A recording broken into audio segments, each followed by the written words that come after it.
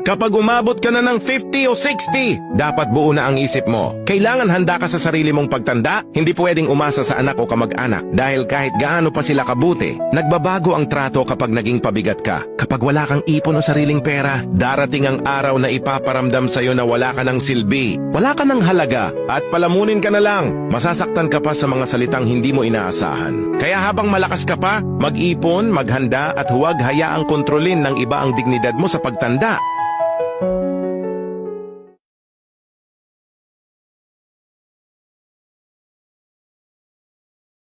Kapag umabot ka na ng 50 o 60, dapat buo na ang isip mo. Kailangan handa ka sa sarili mong pagtanda, hindi pwedeng umasa sa anak o kamag-anak dahil kahit gaano pa sila kabuti, nagbabago ang trato kapag naging pabigat ka. Kapag wala kang ipon o sariling pera, darating ang araw na ipaparamdam sa'yo na wala ka ng silbi, wala ka ng halaga, at palamunin ka na lang. Masasaktan ka pa sa mga salitang hindi mo inaasahan. Kaya habang malakas ka pa, mag-ipon, maghanda at huwag hayaang kontrolin ng iba ang dignidad mo sa pagtanda.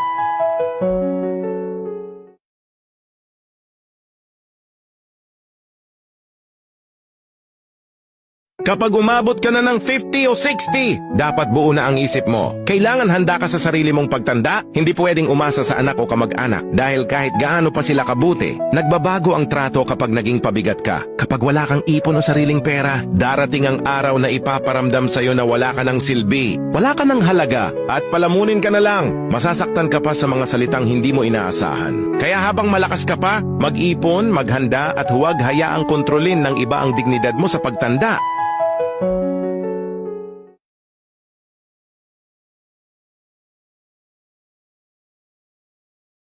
Kapag umabot ka na ng 50 o 60, dapat buo na ang isip mo. Kailangan handa ka sa sarili mong pagtanda, hindi pwedeng umasa sa anak o kamag-anak dahil kahit gaano pa sila kabuti, nagbabago ang trato kapag naging pabigat ka. Kapag wala kang ipon o sariling pera, darating ang araw na ipaparamdam sa'yo na wala ka ng silbi, wala ka ng halaga, at palamunin ka na lang. Masasaktan ka pa sa mga salitang hindi mo inaasahan. Kaya habang malakas ka pa, mag-ipon, maghanda at huwag hayaang kontrolin ng iba ang dignidad mo sa pagtanda.